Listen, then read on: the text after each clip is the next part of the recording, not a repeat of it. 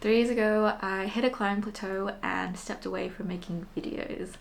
I was stuck around the V3 level, feeling really frustrated, and it felt like everyone around me was progressing while I was stuck. I never stopped filming because I didn't plan to be gone for this long, so there's a lot of footage that I haven't uploaded yet. But this video is for my past self or anyone else who's in a climbing rut. I've got a completely different approach that I now come back to, and I hope that this helps.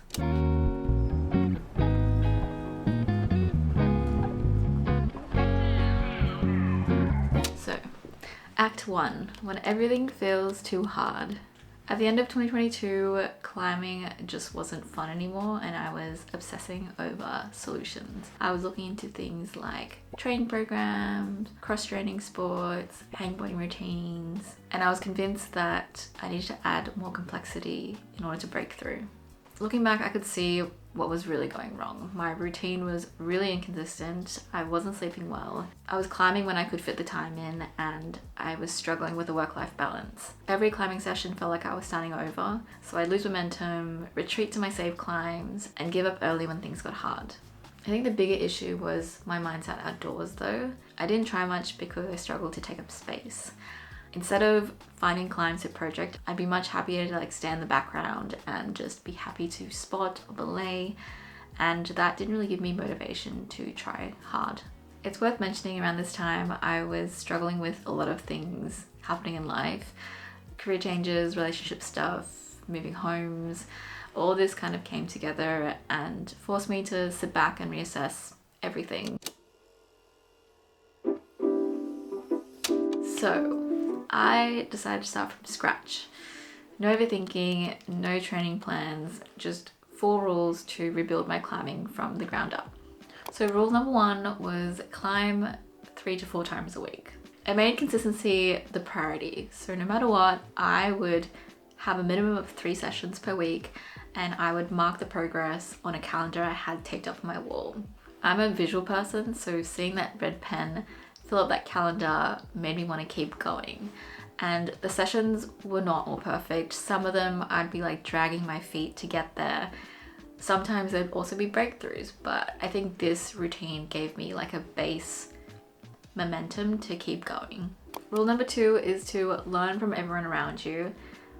This was game changing. I dove back into the community and started learning from everyone around me. The stronger climbers were always so stoked and taught me a bunch of new techniques, while when I'd be climbing with newer climbers and explaining moves, it helped me understand my own approach and also see climbing through their fresh eyes, which was great too. I think having friends give me feedback was also really helpful. I learn a lot from the people I climb with, so I've got more dynamic friends like Tyler and Kim who can generate power so well, and it teaches me how to move my body differently, whereas some other climbers like Lucy and Hazel, they've got a similar build to me, so when they do really hard moves that I can't do yet, it makes me feel like I'm able to do them and want to try.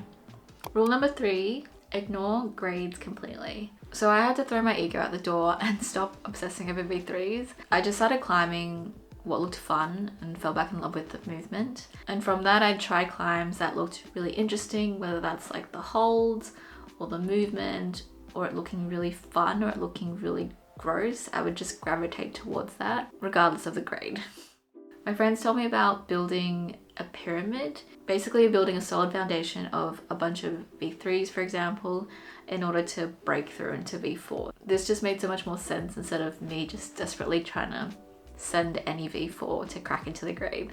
I remember I was playing on this climb at Nowra. It was my friend's boulder project, and I thought it was a V5, so I was just establishing the moves, just doing 1 or 2 more. Turned out it was a V8, so I completely surprised myself. Rule number 4 is to research and project outdoors. I started to do my homework. So before we'd go out to a specific crag, I would research and write down a bunch of V3s and V4s to try, just to build that pyramid. But the bigger change was to speak up for the projects that I wanted to try. One way was to invite a bunch of friends to work on it with me, so it didn't feel like I was taking up all the time. Gradually, with this group that I climb with now, it was about learning to trust that they'd be happy to spot me on my projects as much as I would for them. So that was my system, 4 rules that helped me build my foundation. Here's how it all worked out. I still climb at least 3 times a week now, and it's just become this reliable baseline that keeps me grounded. I made progress outdoors, so I set my first V3 in October 2023. It wasn't the end goal, but it was like a celebratory moment. And since then, I started opening up a bunch of V4s around Sydney, and I sent 2 last year. So the first one was Waverley Traverse at Queen's Park, and the second one was the warm-up at Black Range. I found the joy of climbing on the other side of the world. So I did my first solo trip to Mexico last year. I packed all my gear and I had no idea who I'd be climbing with, but I was lucky enough to climb with a bunch of different people across different crags, and it just wasn't about grades at all. It was just enjoying being outdoors, being in the mountains. I just got to share the love of the sport with different people, and that was so lovely.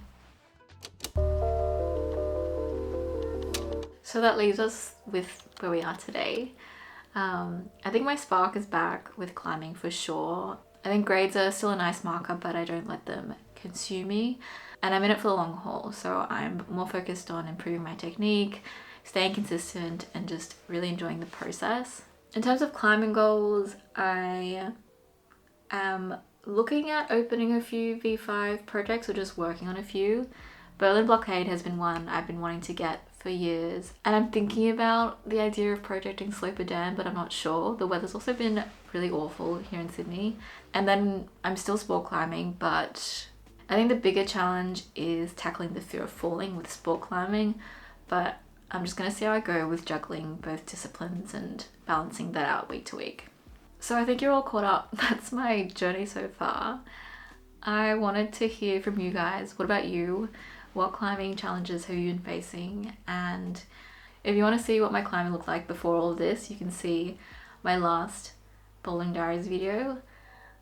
I might make a few more of these soon.